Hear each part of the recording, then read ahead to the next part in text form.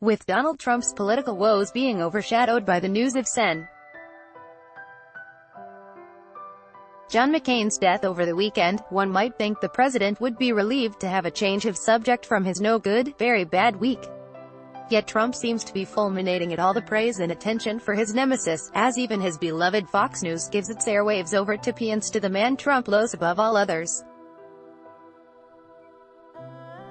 This article was originally published at Salon. The Washington Post reported that Trump even refused to issue a laudatory tribute to McCain's years of service to the country, insisting instead on a flaccid tweet sharing thoughts and prayers for the family. After which he tweeted some standard insults about the Mueller investigation, threw out some economic news, complained about social media censorship and whined that President Obama gets too much credit for the economy.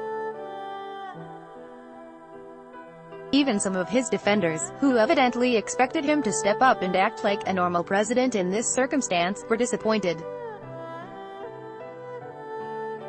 Still not a kind word about McCain himself.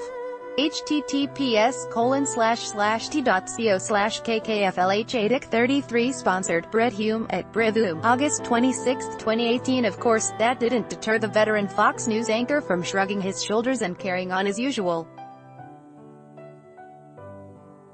He went right back to defending the president, retweeting a Washington Examiner story that claimed Robert Mueller's W1 exposes how the media never cared about Russia, collusion, and linking to a story entitled, How Anti-Trump Hyperbole Fosters Insanity. Hume has known John McCain for decades and seemed to genuinely grieve at the news of his passing. He was also once a respected newsman, even during his early years at Fox. But his allegiance to Trump is so central today that even when the president behaved like a petulant child at a moment that demands grace and dignity from political leaders, all of whom rose to the occasion except him, Hume didn't miss a beat before going right back to rationalizing and excusing his childish behavior. Not that anyone should expect otherwise. Trump's degradation of McCain's years of torture as a POW is well known, yet massive numbers of Republicans still adore him. Recall that last week was widely seen as Trump's worst among many bad weeks. He started off still trying to fend off his former staffer Omarosa, who is peddling a book and tapes about her time with the campaign and in the White House. The entire intelligence community was up in arms about Trump's abrupt withdrawal of former CIA Chief John Brennan's security clearance, entirely for political reasons. Trump's former lawyer Michael Cohen pled guilty to a felony and said under oath that Trump had ordered him to do it, while Trump's former campaign chairman Paul Manafort was found guilty of 8 counts of tax evasion and bank fraud. Next, the president began talking like a mobster and pretty clearly dangling a pardon for Manafort as long as he doesn't break. Then he found out that his pal David Pecker, the publisher of the National Enquirer, who apparently literally kept Trump's secrets in a safe, was reportedly given immunity by the feds in the Cohen investigation, along with the Trump Organization's chief financial officer, Alan Weisselberg.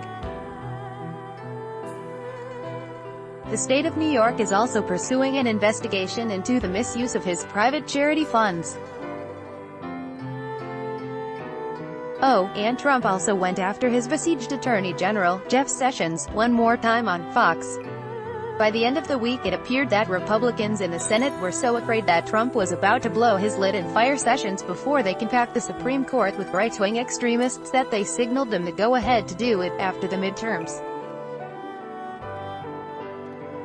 That's a lot, and none of it is good for the president.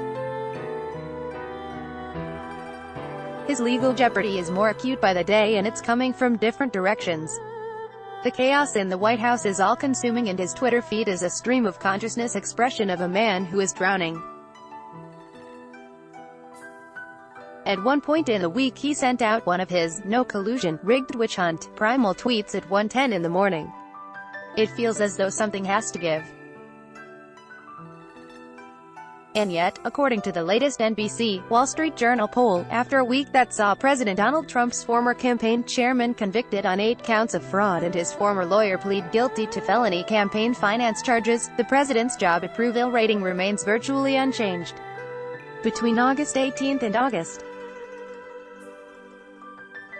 22, the day after the news involving former Trump campaign chairman Paul Manafort and former Trump attorney Michael Cohen, the president's approval rating stood at 46% approve, 51% disapprove.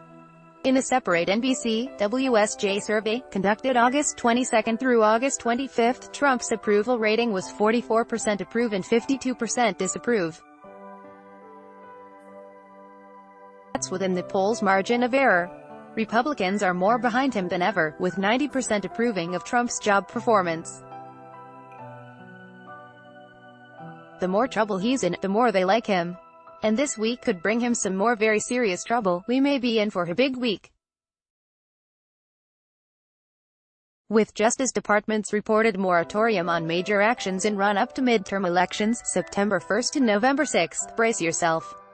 What could happen? Indictments of others involved in Cohen's campaign law violations. Roger Stone's time in the barrel. More. Ryan Goodman, Adder Goodlaw, August 26, 2018. The World.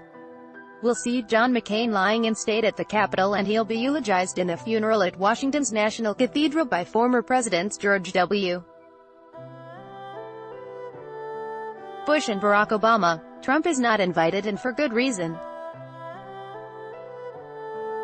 He would almost certainly make a mockery of the occasion and turn it into a bragfest for himself. His boorish behavior toward the man during his illness was almost certainly a bridge too far for McCain's family.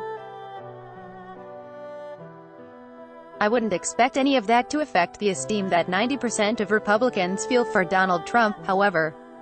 I'm honestly not sure that Trump wasn't right when he said he could shoot someone on Fifth Avenue and not lose any voters. At this point I can't imagine what it would take.